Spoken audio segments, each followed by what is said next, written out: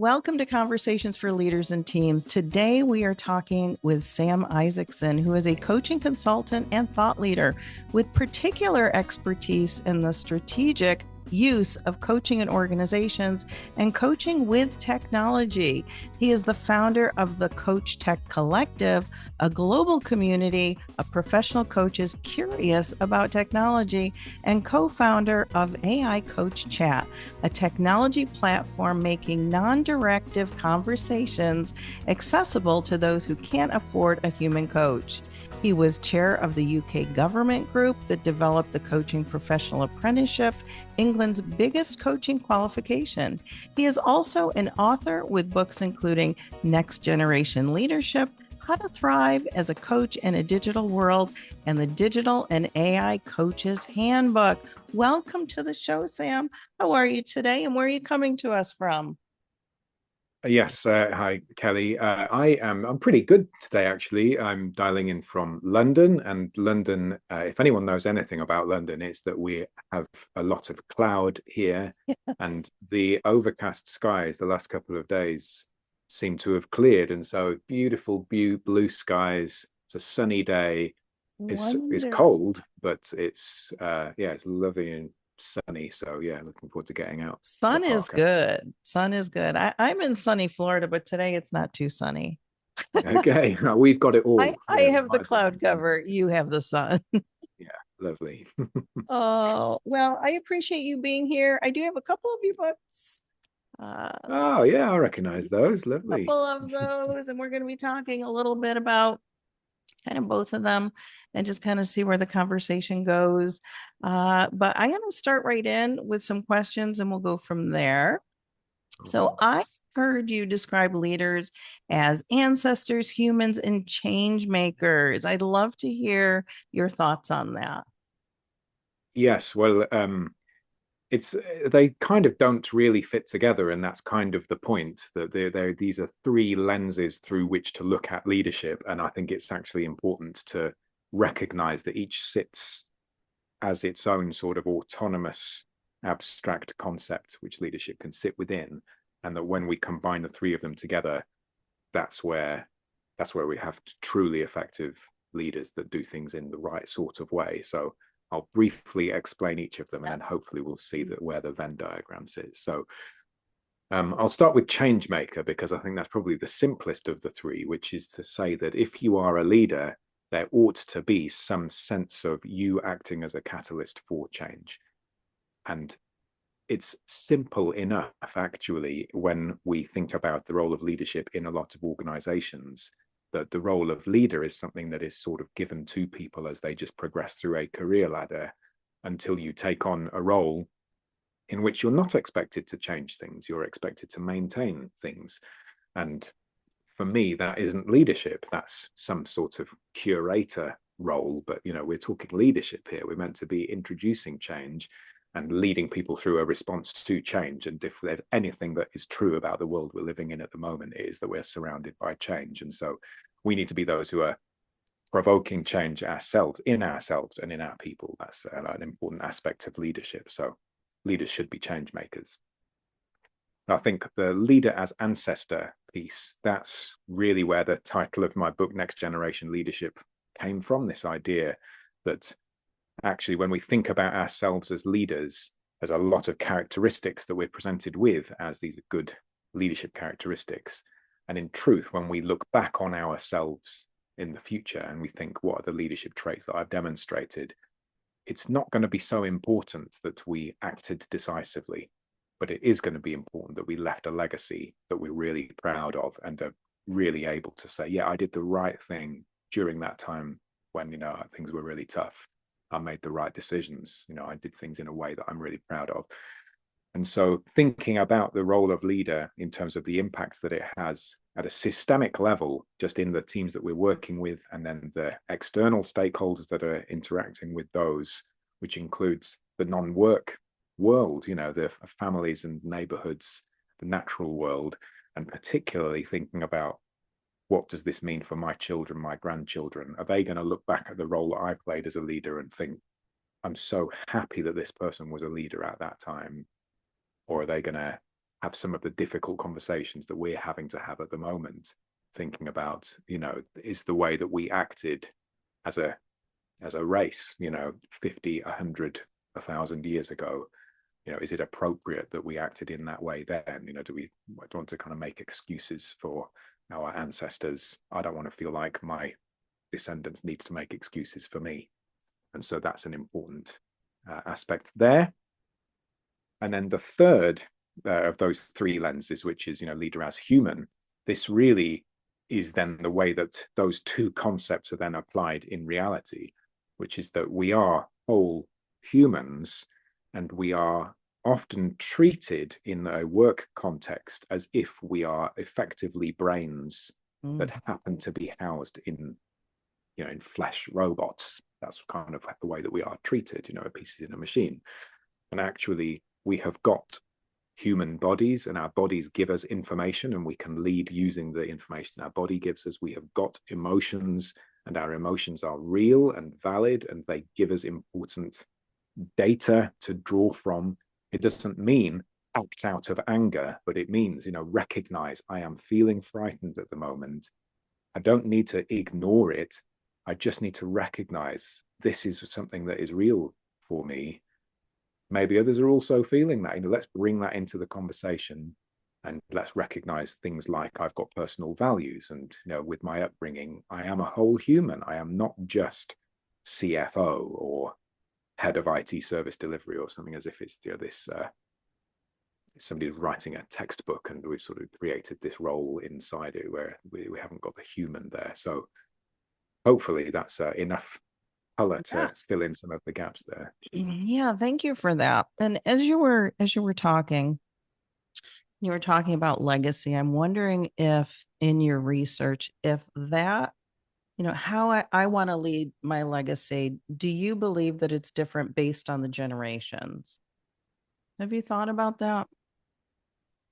Could you explain what you mean by the question? Well, I'm thinking about what's important for me in this day and age in leaving a legacy. Do you believe that it's the same over time, or that it changes based on what we're experiencing within our generation and what we want to leave? Well, that is an extraordinarily difficult topic to wrestle with. In some ways, I think the answer is actually much simpler than we want to make it. So there are certain human characteristics that have always been valued universally across cultures, across times. I summarize these as basically these four characteristics, or four leadership traits, if you like, of wisdom, integrity, bravery, and kindness, where there is no society at any point in history that has said we want people to not have integrity, or we want people to be cowards, or we want people to be unkind. These are they're leadership traits that we have always valued. And it's probably a little bit too simple to just get caught up in some sort of societal pressure that we end up kind of defining it based on trying to think of what is a good example that isn't going to get anybody into trouble. There probably isn't one, is there? That we can end up saying, well, at this moment, this thing is true, or appears to be true, and therefore I need to sort of stand behind this particular narrative. I don't think that it's that important. The narrative itself isn't so important, but just exhibiting integrity, exhibiting bravery, exhibiting kindness and wisdom. And wisdom really is admitting that you don't know. And it's okay. Yeah, it's a good leadership trait. When we look back at the great philosophers that have shaped Western thinking, when you look at what they were writing, they didn't seem to write, hey, I am the cleverest person around. It's I have looked as far as I can possibly get, and I've discovered that I know much less than I thought I did. That's something that's good. Right. No, I love that answer because, I never thought about it until you were talking. And then I was trying to focus on you, but that popped into my mind. And then around the emotions, that is something I just had a conversation yesterday with a leader. Like, it's okay.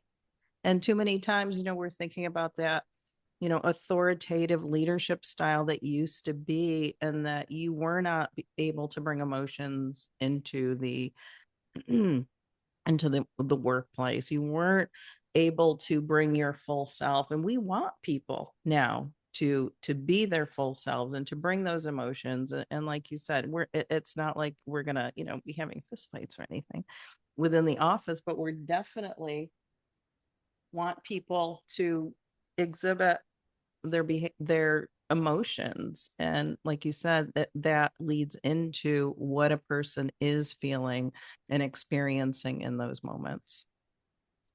So I appreciate that. Yeah, and I think it's important also to acknowledge that there are these little fashionable throwaway statements that get thrown out as if it's a universal truth. So this, I mean, you haven't said it in there, but there, a way that it would be phrased by certain people is this idea of like bring your whole self to work. And in certain circumstances, that would be utterly ridiculous. It's totally inappropriate. You shouldn't be bringing your whole self to work, but you should be aware of your whole self in order to bring an appropriate Right. version of yourself into the workplace. And that's, I think it's something that it's easy to your question around, how do you leave a legacy within the current context? It can feel like there are only two routes to take. If you're going through a divorce and it's really tough and you're high in emotions all the time, you should either fully present yourself in your stressed out state and everyone should just accept you exactly as you are and never correct it, or you should compartmentalize and act as if this is a separate world that is not at all relevant to the way that you're turning up to work, when actually the truth is, in some ways both are true and neither are true. That it is a truth, and also there are appropriate ways to act, and it's not Right.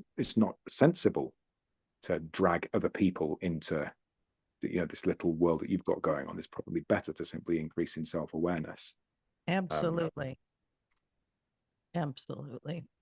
I do. In your book, Next Generation Leadership, you write, I believe that good leadership is critical in allowing the best possible world of tomorrow to be born.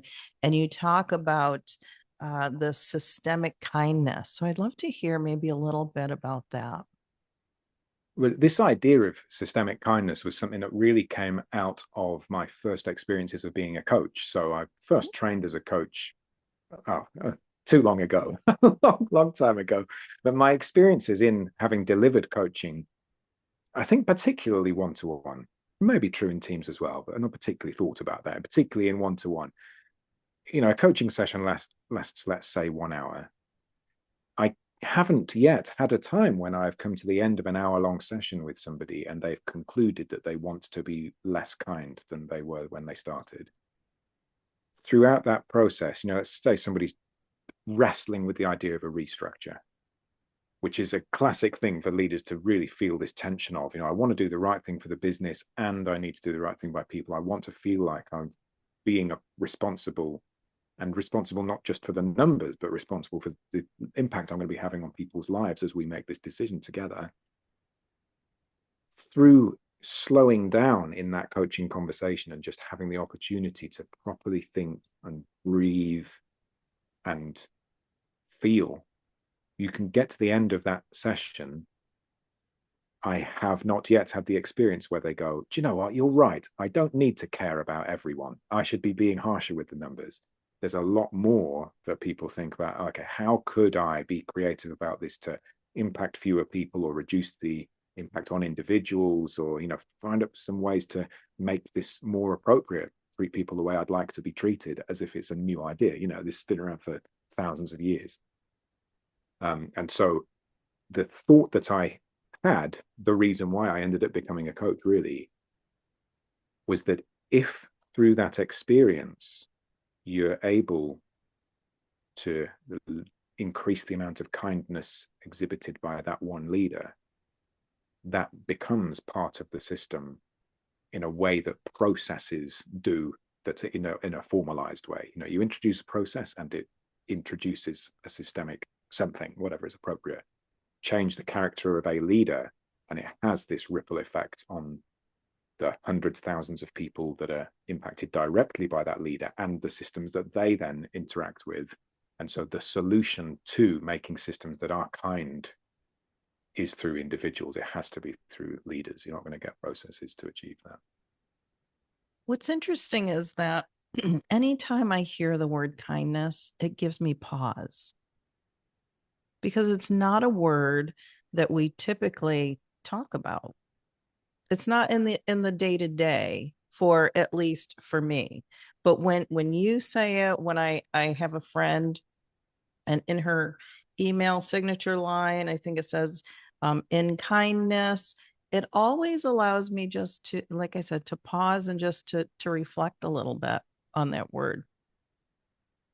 But I think there's something which is dangerously fridge magnet like of saying just always be kind. That's a nice Mhm. thing. I stick it bumper sticker, or some one of those little pictures that you have by the side of your desk or something on your dressing table.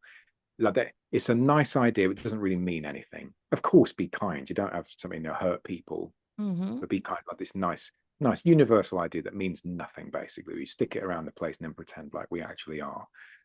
I'm much more aggressive with it than that, I think.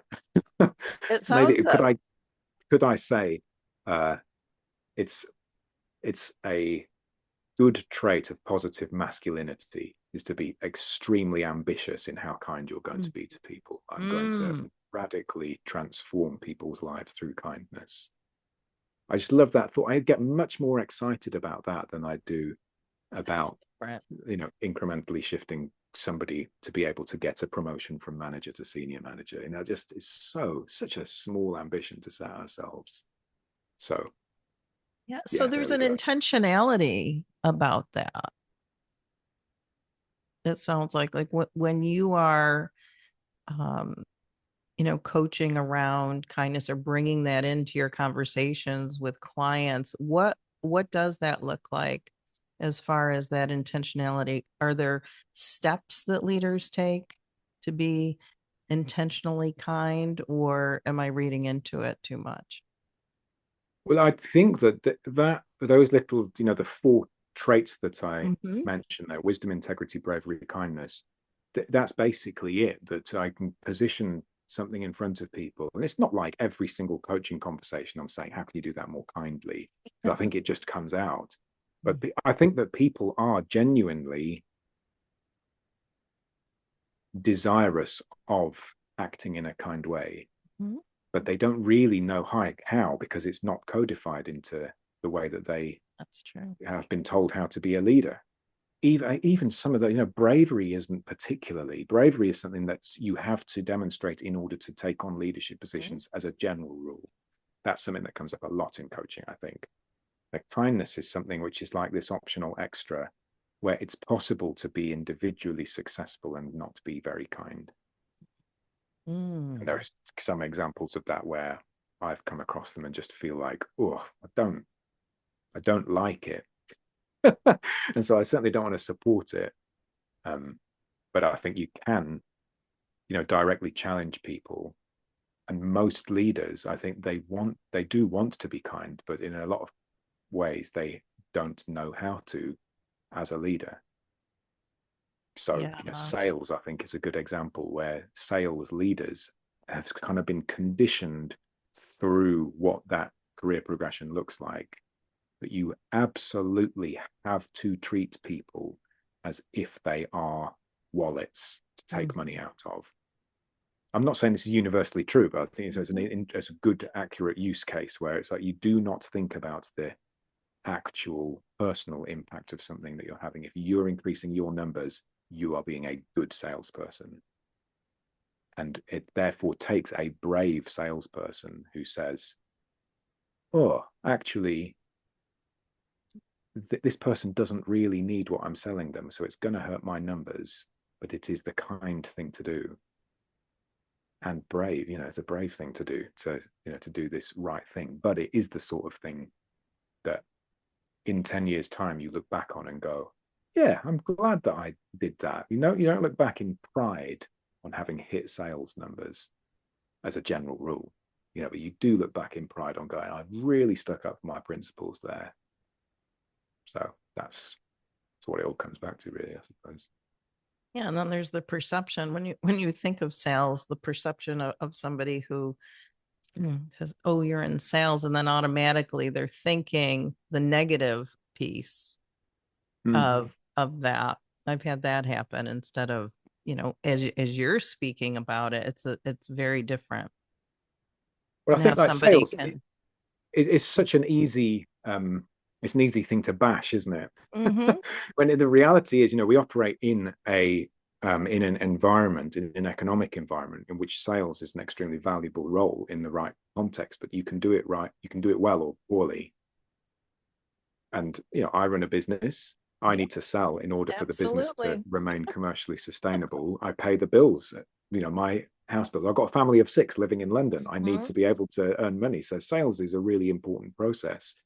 But there are ways of doing that where I had somebody who contacted me recently because they were feeling very cross because they had bought something on my website and then they hadn't taken advantage of it because they had forgotten, Mm-hmm.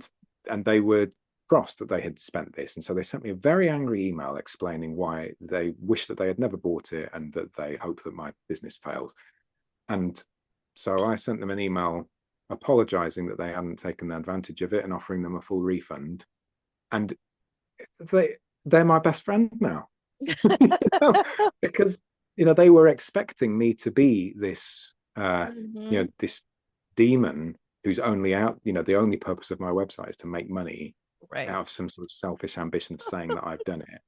I think, oh, if you don't, have your money back. I don't want to make money for the sake of making people cross. No. That's the exact opposite. And so I think, but I think a lot of organizations are potentially set up where that's the case. And I certainly have had experiences of calling up organizations and saying, you've taken this extra payment. I didn't even know that was coming out when I have my money back. And them just saying, too late. It's written in paragraph 74 CII in terms and conditions that we're going to do this. We think, but you've got to be reasonable, surely. Isn't this the right thing to do? That's And right. it isn't important to the people who've created that setup to do the right thing. It's only important to make money. I just don't get it. So I want leaders to sort of catch on to that vision, because then they're the ones who are able to have the impact, to do that. Absolutely. Indeed. Well, we're going to turn our talk to technology. We're going to talk a little bit about that because the pace of technology is impacting the role of leadership. So, what does good leadership look like in 2025 when we're thinking about technology and all that's, within organizations, or whether they are, 100% on board with a lot that's coming down the pike, or whether, they are just kind of tiptoeing in? What does it look like for leadership? Well, I think it's really interesting when you look at the development of technology and the evolution of leadership over the last couple of 100 years, so particularly thinking about the Industrial Revolution and where we've gotten to now with the emergence of generative AI. You can track the sort of leadership traits that are seen as desirable and alongside the technology. So this piece of technology comes in, and therefore we respond by adopting a leadership style that is more suitable based on that tech. So the easy example to point to is, you look back into the Middle Ages, what does a business look like? It basically looks like, this is my family, my house, my business is operating in my house. That's basically what it is. And so everybody in your organization are the people that you're living with. Cool. Industrial Revolution comes along, we start to use machines, and we start to then see organizations as machines as well. And the humans are just cogs to fit in and out of the machines. If someone gets hurt in the cotton mill and can't work, you just find somebody else to plug into that spot to keep the machine's got to keep on working, sort of thing. And so there are changes in the way that the leaders think. And over the 20th century, we've seen, of course, computing emerge and artificial intelligence coming out of that. And generative artificial intelligence is the most recent iteration of that. But you can see the impact on leadership with the second half of the 20th century, with the way that computing has gone, where concepts like data-driven decision making is because machines run on data, and therefore leaders sort of adopt this as well. If the data says that this is true, therefore this is the right decision to make. And so there's a move away from, as you were saying before, the experience of me as a human. This is just feeling like the wrong thing. Whereas I look back to my idea of what a blacksmith looks like in the Middle Ages and think, if the Lord of the Manor comes around and says, how much is it going to cost me for you to do a really nice sword for me or whatever, there's parts of you that feels like, well, the fact that I have been asked to do such an honorable task, let's just make it work, shall we? Something that works for you works for me. I'm going to be proud to have said that I've done that work. But plug that into a big insurance system now, and it's just, this is the rate, and it's right as a leader to sort of do that sort of thing. The emergence of most recent sort of technology, the impactful sort that we've seen in the last couple of years through large language models in particular, not limited to that, but particularly that, makes me think that the role of leadership in the near-term future is predominantly going to be around governance of creativity, where over recent years, creativity has kind of been something that you don't outsource it, insource it. There's a team and you're the creative people, and then we've got the accountants and lawyers who are going to be sort of keeping us within guardrails. Well, actually, a lot of that sort of role, you can use AI to accelerate, increase the scale of, increase the impact of. So as a leader, that ability needs to sort of form part of your portfolio, and just it's not good enough just to be able to make a clear decision and communicate it. It's around freeing up resource to be able to make creative, innovative decisions. That's what I think is going to be the leadership that shapes at least the near term. But there's a lot more technology coming that is going to absolutely undo all of that, and we're going to have to reframe it again. Exciting time to be alive. Most definitely an exciting time to be alive. And my thinking is, so how, leaders coming in to whether they have been long-standing leaders and now all of a sudden, and maybe it's not so all of a sudden because they've been using different types of technology and whatnot. But what might leaders need to learn in order to be in these roles now? Like, when I think about leadership has changed so much, and will we be just having the same leaders coming in, or will organizations be looking for leaders with different things on their resume now that align more with technology? I think it would be very difficult to operate a genuinely sustainable organization and not understand the concept of generative AI, because somebody who does understand it is going to come along and just disrupt you. It is possible now. If you're this morning, it's afternoon in London where I am now. This morning, I went into a local school and talked to like 13, 14-year-olds about, what does the future look like? Just a quick point of reference. They didn't know what a pop star was. I used the phrase pop star, and the first question that I was asked was, what do you mean is a pop star? They call it an idol. So I showed my age. Sorry, completely derailed myself there. But as I go, these are people who are growing up where generative AI is just a thing. By the time that they hit the workplace, to not be able to use generative AI it's going to be ludicrous. It's like not knowing how to switch on a PC. It's just part of the experience. And so one of those people is quite possibly could just come up with an idea in their bedroom and quickly spin up a server online, chuck some AI model into there and get the business operating. I don't know how to do such and such. No worries. I'll just create a consultant, an AI consultant who will tell me how to do that. And then I can get some advice and I can just make this happen.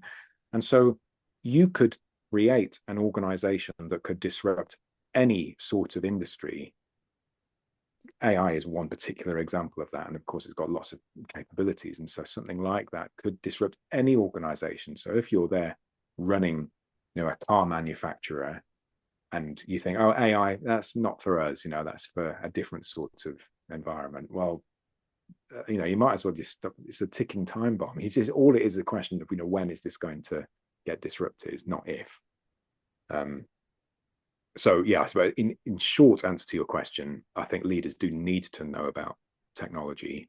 However, my desire is that it is more than that, that that you're a human at the same time, that it isn't a pure pursuit of building a business just for the sake of it. I think there's a risk that we end up with these blinkers on. And you hear people saying at conferences, my passion is this really tight niche, where you think, no, it isn't. It's not at all. Your passion is not seeing organizations increase the bottom line by 10%. That's not your passion. Stop saying that it is. I don't know who you're trying to kid. Your passion is much more likely watching football. That's what really gets you excited. If you do one thing, that's probably much more likely. You might be intellectually stimulated by some things, and you might have got good experience in a certain area. But let's not kind of kid ourselves that we've got these blinkered view. Like, yes, let's widen our view to be able to discover that the world is so much bigger than we realize that it is. And technology is an important part of that because it is changing so rapidly. You cannot. I've got a good few years left in me, and by the time that I retire, the technology that I'm using now that I think is really cool is going to be so far out of date. So we kind of need to just keep up with the times, be open-minded and curious. Yeah, that's leaders need to be that, and not to be so staunch. Especially, I think of, I'm the tail end of the baby boomers, and so, a lot of, my friends and colleagues in the same generation, it's like, we're still working, but I think that there's also some people who are baby boomers who are exiting the workforce, and they're glad. They don't want to learn anything more. Now, I'm different. I want to learn, and because I think it's fun, I'm a learner. But I do think that there are some people who will just say, I just don't want to keep up. Technology is just moving too fast, and that's okay. But I love the younger generations, how they are really gravitating. And when I think of my grandchildren, that's all they know. All they know is technology. I mean, from my, little 1.5 year, almost 2 year old, with FaceTime with grandma, that's what he knows. He knows to pick up that phone. He knows how to disconnect. It's just amazing to me. And so to think about, that generation, my grandchildren, and what they're going to be doing when they're my age, it's like, it blows my mind.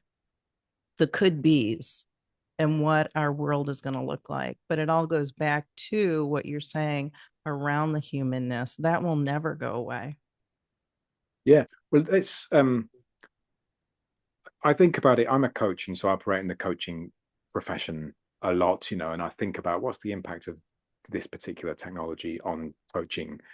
And AI is a massive one because you can automate a coaching conversation. Mm-hmm. And, AI can do a pretty good job of it, actually. It probably does a better job than a lot of humans does. In many ways, it is much better, actually. It's certainly cheaper, but it can do it more consistently. It can follow the models more closely. It can do loads of stuff. So it's really beneficial.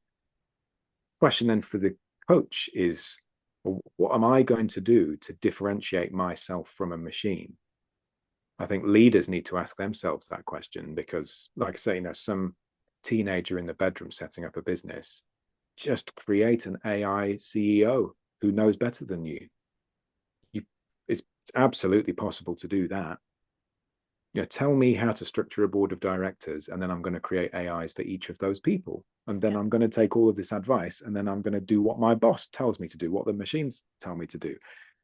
It's all right, but we kind of need to be the most fully human that we possibly can be in order for it to be a really attractive option for people to want to pursue. So we get put off by humans that we don't like, and we get attracted towards humans that we do like. And something that I say quite regularly really is my parents, are still alive, which is a wonderful blessing, and long may that continue. I've seen them a lot in my life. Between the ages of up to 18, I basically saw both of them every single day Mm-hmm. with almost no exceptions. I should be bored.